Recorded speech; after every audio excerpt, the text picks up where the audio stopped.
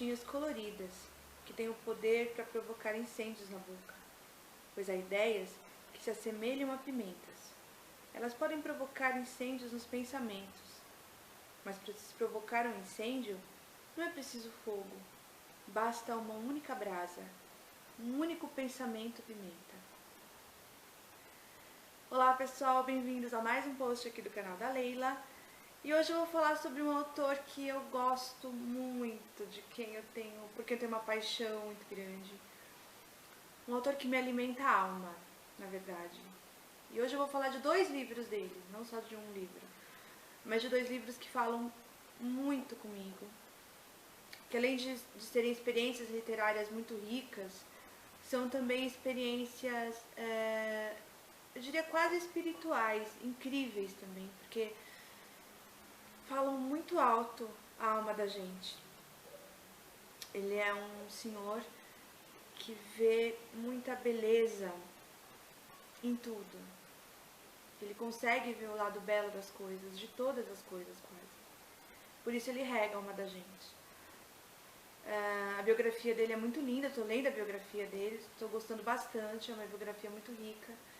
E a gente acaba entendendo um pouco das coisas que ele escreve também através da sua biografia. Sem mais delongas, hoje eu vou falar do meu querido Rubem Alves, mais precisamente do livro Pimentas, que é um livro muito gostoso de ler, e também sobre o livro Perguntaram-me se acredito em Deus, do mesmo autor. Bom, o Rubem Alves, ele é um autor que ele escreve basicamente, tem várias crônicas, contos, e ele também escreve muito sobre educação. Mas eu gosto mesmo dos livros dele, são das crônicas, dos pensamentos que ele escreve.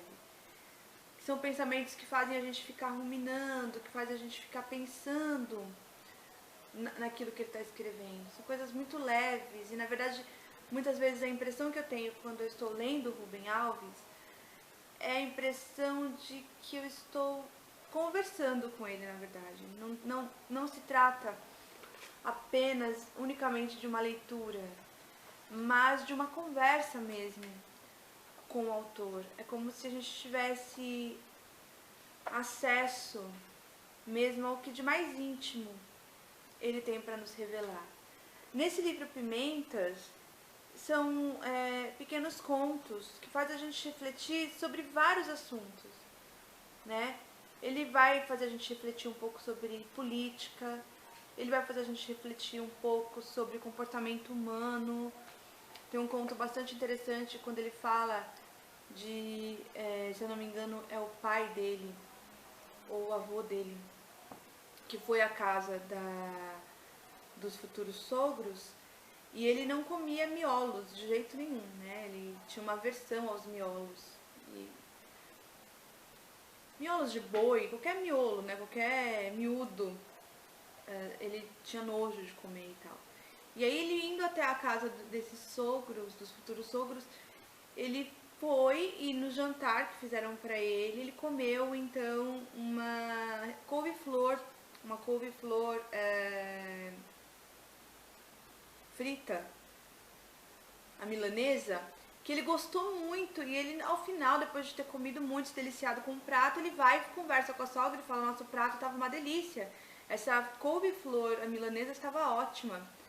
E aí a dona da casa agradeceu e disse: mas não era couve-flor, eram miolos de boi a milanesa. E imediatamente aquele prato que estava tão gostoso, que ele gostou tanto, que ele havia comido com tanto gosto e estava se sentindo tão bem, o fizeram ir rapidamente. Só o fato de ter ouvido que era miolo o fez ir até o banheiro, o fez vomitar, fez enjoar e vomitar, só de ele ter ouvido falar. Ou seja, às vezes o olho da gente engana a gente, né? E isso nos faz pensar sobre um comportamento, uma situação tão banal aparentemente, mas que nos faz pensar um pouco sobre o comportamento humano mesmo. Tem alguns outros contos onde ele diz que recebeu uma visita do diabo, né? O eu lírico do livro diz que recebeu uma visita do diabo, e o próprio diabo nos faz, essa visita que ele recebeu, a conversa que ele tem com o diabo, nos faz refletir sobre a condição humana e sobre a maneira como nós vemos religião e sobre a maneira como nós lemos a Bíblia, nos faz refletir, principalmente em dias onde conflitos religiosos estão tão em voga, não é? Nos fazem ver como a gente lê as escrituras sagradas de uma maneira um tanto quanto controversa, além de fundamentalista em alguns casos, evidentemente. Mas ele nos faz refletir muito sobre isso. Mas um conto em especial, um trecho do livro que eu achei muito legal para ler para vocês, é um trecho onde ele vai refletir sobre tristeza. E a gente vive um momento peculiar na história humana, onde nós somos praticamente obrigados a ser felizes e alegres o tempo todo e a postar alegria na internet o tempo todo, a postar alegria no Facebook, a postar fotos alegres, momentos alegres. E a gente não reflete muito sobre a tristeza, muitas vezes, que também faz parte da vida e que também é importante para a formação, para a nossa formação, não é? E por isso eu escolhi esse conto. Bem, pessoal, e aí, nesse texto que eu escolhi para a gente ler, bem como em outros textos do Rubem Alves, ele é muito maravilhoso porque, além de ser uma leitura muito gostosa de se fazer, que nos faz refletir muito, ele sempre evoca outras leituras muito ricas que ele também fazia. Ele sempre coloca nos seus textos trechos, além de trechos das escrituras sagradas, ele também usa muitos trechos de Cecília Meirelles, Albert Camus, Fernando Pessoa e todos os seus heterônimos. Ele gosta muito do Alberto Caeiro, então ele vai evocar muito. Ele fala muito de T.S. Eliot. Ele fala de vários autores maravilhosos. Isso faz com que nós, durante a leitura, tenhamos também uma certa curiosidade para conhecer esses autores que ele cita durante os seus pensamentos, que eram coisas que ele lia muito, né? Bem como música, ele gostava muito de música clássica, então ele também sempre vai falar sobre Bach, sobre Chopin. E isso faz com que, como a leitura é muito gostosa e muito proveitosa, isso faz também com que nasça na gente, depois da leitura, um desejo e uma curiosidade de conhecer esses autores que ele cita, essas músicas que ele cita. Isso é muito rico, isso enriquece muito o repertório da gente também, não é?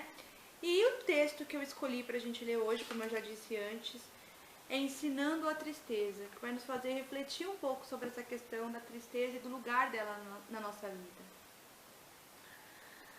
Meus amigos, com a melhor das intenções, têm se queixado dizendo que há muita tristeza no intervalo das coisas que escrevo. Essa observação mexeu comigo. Fez-me lembrar uma crônica que escrevi há muito tempo. Era sobre a poeta Helena Collodi, que eu acabara de descobrir. Seus poemas não são alegres, são alegres tristes. Dentre os escritos de Helena Collodi, encontrei esse mínimo poema. Buscas ouro nativo entre a ganga da vida. Que esperança infinita no ilusório trabalho, para cada pepita, quanto cascalho. Gosto de ler as escrituras sagradas, mas leio como quem garimpa ouro. Para se encontrar uma pequena pepita, quanto cascalho há de se jogar fora. Acho até que foi arte de Deus. Foi Ele mesmo que misturou cascalho e pepitas, alegrias e tristezas para separar os maus dos bons leitores. Os maus leitores não sabem separar as pepitas do cascalho. Nas minhas garimpagens pelas escrituras sagradas, encontrei esta pepita. Melhor é a tristeza que o riso, porque com a tristeza do rosto se faz melhor o coração. Esse texto me apareceu na memória quando eu pensava sobre uma pergunta estranha que me perseguia. Pode-se ensinar com paixão? Essa pergunta surgiu quando minha neta, sem razão alguma, deixou a mesa no meio do almoço e foi para a sala da televisão chorar. Fui atrás dela para entender a razão do seu choro. Ela me disse: "Vô, quando eu vejo uma pessoa chorando, o meu coração fica triste junto ao coração dela." Sem saber, a menina havia definido o que é a compaixão. Eu não disse. Quem disse foi a Adélia, que a poesia é pura compaixão. A poesia é triste, e acrescentou para ninguém entender. Por prazer da tristeza, eu vivo alegre. Haverá uma pedagogia da tristeza? Estranho pensar que um professor, ao iniciar o seu dia, possa dizer a si mesmo: vou ensinar tristeza aos meus alunos. Eu mesmo nunca havia pensado nisso. E todos os terapeutas, não importando a sua seita, em última instância estão envolvidos numa batalha contra a tristeza. E agora eu digo esse absurdo, que tristeza é para ser ensinada, para fazer melhor o coração. A poesia nasce da tristeza. Alberto Caeiro era amigo da sua tristeza. Mas eu fico triste com o pôr do sol, quando esfria no fundo da planície, e se sente a noite entrada como uma borboleta pela janela. E conclui: mas a minha tristeza é sossego, porque é natural e justa, e é o que deve estar na alma. Num outro lugar, Fernando Pessoa escreveu algo mais ou menos assim: a imensa felicidade de não precisar estar alegre. Existe uma perturbação psicológica ainda não identificada como doença. Ela aparece num tipo a que dei o nome de o alegrinho. O alegrinho é aquela pessoa que está o tempo todo esbanjando alegria, dizendo coisas engraçadas e querendo que os outros riam. Ele é um flagelo. Perto dele, ninguém tem a liberdade de estar triste. Perto dele, todo mundo precisa estar alegre, porque ele não consegue estar triste. O alegrinho não consegue ouvir a beleza dos noturnos de Chopin, nem sentir as sutilezas da poesia da Cecília Meirelles, nem gozar o silêncio triste da beleza do crepúsculo. Sempre alegrinho, na sua alma não há espaço para sentir a compaixão. Para ver compaixão, é preciso saber estar triste, porque compaixão é sentir a tristeza de um outro. Houve um menino que chorou a ler a história O Patinho que Não Aprendeu a Voar. Aconteceu assim: o seu pai comprou um livro, esperando que eu, o autor, fosse um alegrinho, e que o livro iria fazer seu filho dar muitas risadas. Voltou no dia seguinte, muito bravo, trazia o livro na mão para devolvê-lo. Ao invés de dar risadas, no fim da história, o seu filho pôs a chorar. A história é de fato triste. Eu a escrevi para o meu filho, que estava passando por uma crise de vagabundagem. O seu prazer nas vagabundagens era tanto que ele não queria saber de aprender. O patinho também não queria saber de aprender. Não pôde voar com seus irmãos quando chegou à estação das migrações. O menininho tinha razões para chorar? Não. As razões do seu choro não eram dele, eram do patinho. Ele sofria o sofrimento do patinho. O seu coração batia junto ao do coração do patinho. Mas o patinho não existia. Era apenas um personagem inventado de uma história do mundo do Era Uma Vez. E o menino sabia disso, mas a despeito disso ele chorava. Aqui está um dos grandes mistérios da alma humana. A alma se alimenta com coisas que não existem. Eu havia levado minha filha de 6 anos para ver o ET. Ao fim do filme ela chorava convulsivamente. Jantou chorando. Resolvi fazer uma brincadeira. Vamos ao jardim ver a estrelinha do ET. Fomos, mas o céu estava encoberto de nuvens. Não se via a estrelinha do ET. Improvisei. Corri para trás de uma árvore e disse: o ET está aqui. Ela me disse: não seja tolo, papai. O ET não existe. Contra-ataquei. Não existe? E por que você estava chorando se ele não existe? Veio a resposta definitiva. Eu estava chorando porque o ET não existe. Volto então à pergunta que fiz sem saber a resposta. O menino chorou ao ler a história do patinho, mas o patinho não existia. Minha filha chorou ao ver o filme do ET, mas o ET não existia. Pensei então que um caminho para se ensinar compaixão, que é o mesmo caminho para ensinar a tristeza. São as artes que trazem à existência as coisas que não existem. A literatura, o cinema, o teatro. As artes produzem a beleza, e a beleza enche os olhos d'água. Meus amigos podem ficar tranquilos. Sou triste sim, mas minha tristeza é natural e justa, e é o que deve estar na alma. Volto às escrituras sagradas, com a tristeza do rosto se faz melhor o coração. É isso que desejo ensinar aos meus alunos. É lindo, é triste, mas faz pensar que é verdade. Inclusive os maiores poetas sempre escrevem as melhores coisas nos seus momentos de maior introspecção e muitas vezes de tristeza também.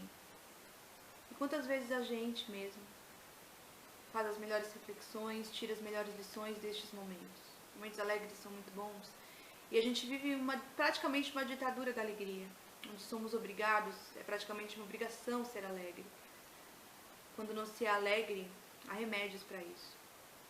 Eu não falo de depressão, aquela doença onde há realmente um diagnóstico, mas hoje a gente vive uma sociedade que se medica o tempo todo para dormir, para acordar, para ficar alegre. E isso me faz refletir no processo educacional também, quando muitas vezes nós vemos alunos que também não querem estar tristes, onde a tristeza não faz parte do nosso cotidiano, ou pelo menos muitas vezes nós como pais procuramos afugentar a tristeza dos nossos filhos, fazendo com que eles não tenham contato com a realidade, quando muitas vezes é necessário que haja esse contato até para se produzir empatia, para que os nossos filhos consigam colocarem-se no lugar dos outros, sentir a tristeza do outro e com isso se colocar um pouco no lugar desse outro, para entender a situação dele, ou pelo menos compartilhar essa tristeza, como também diz a Escritura Sagrada.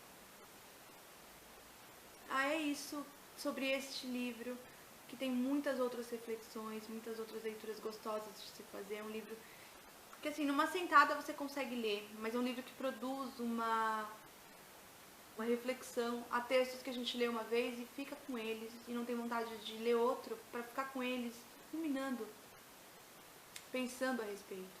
É muito interessante. E o outro livro sobre o qual eu vou falar, que também é um livro incrível, do Rubem. O Rubem Alves, ele é teólogo de formação, ele foi pastor,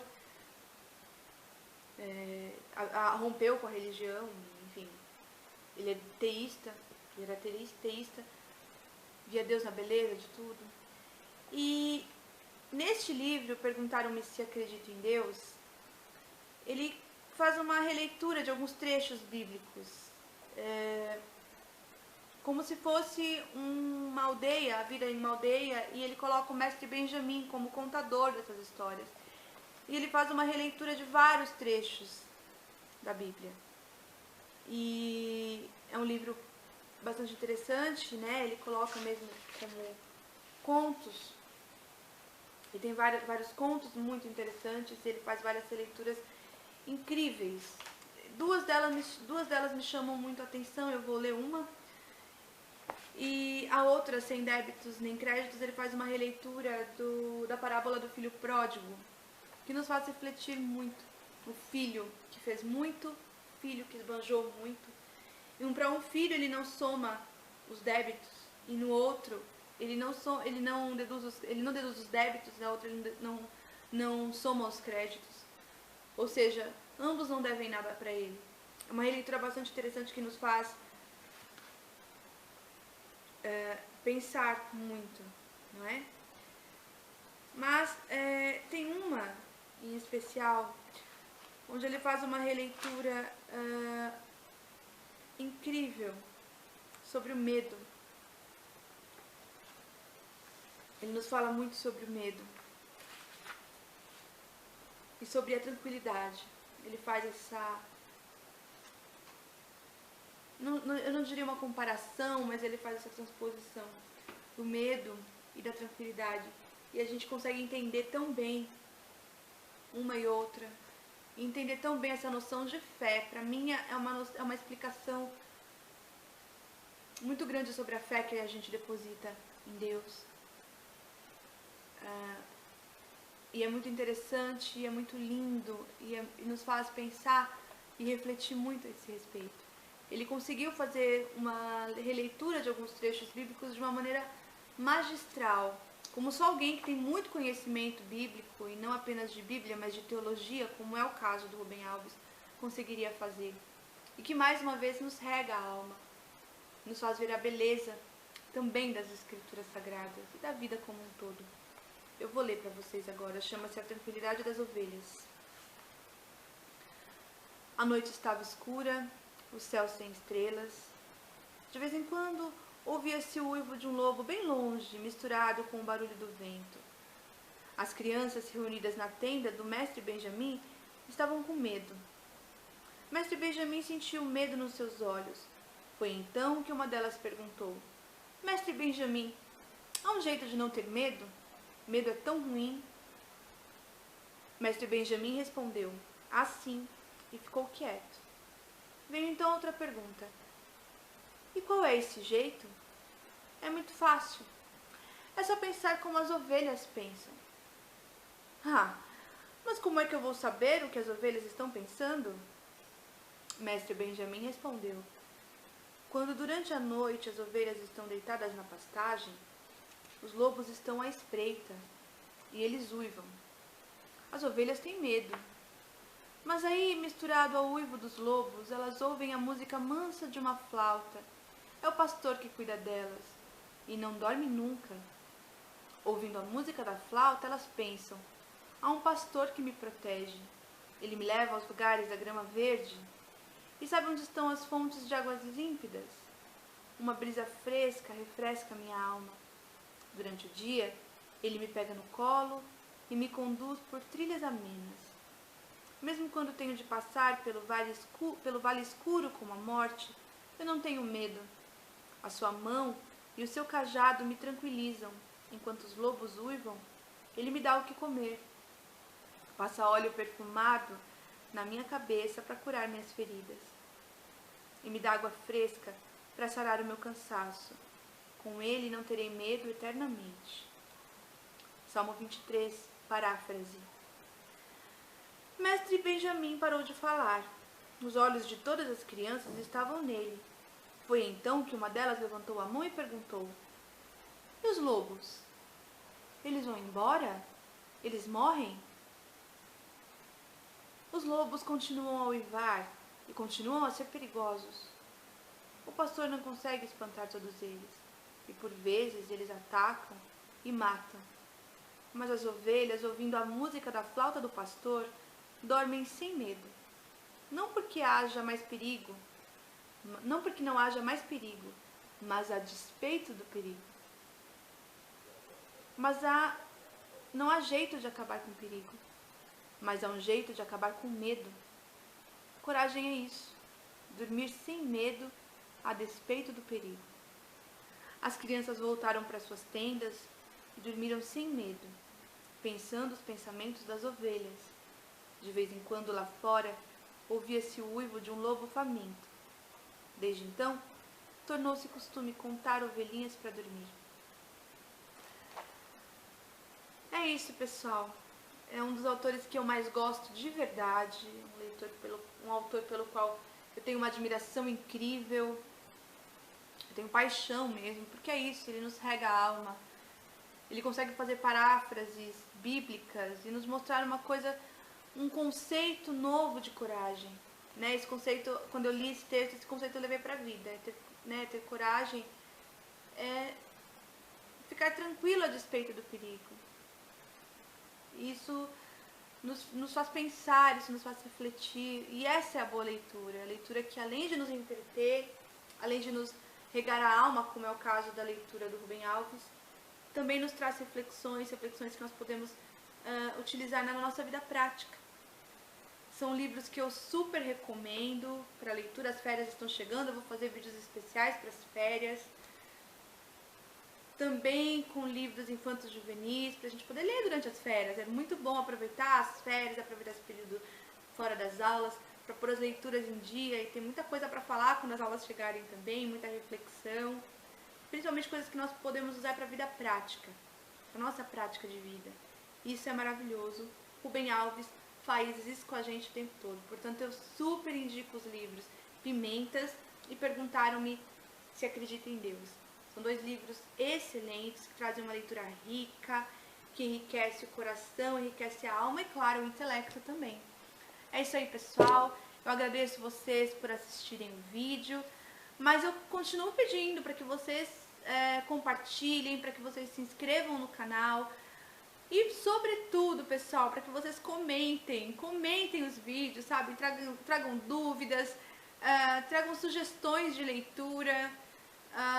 E, sobretudo, compartilhem para que a gente tenha mais inscritos, mais e mais inscritos, para que a gente possa fazer interações legais, para que a gente possa crescer juntos, sempre, porque esse é o objetivo do canal. Além de conversar com vocês sobre literatura, que é um assunto que eu gosto muito, também de enriquecermos uns aos outros com boas dicas de leitura e de cultura, porque no fim é isso que a leitura traz pra gente. Muito obrigada, não se esqueçam de compartilhar o vídeo, de se inscrever no canal, dar seu joinha, comentar e ir lá no canal do Facebook da Leila também, www.facebook.com/canal da Leila. Muito obrigada e valeu, até a próxima. Tchau, tchau!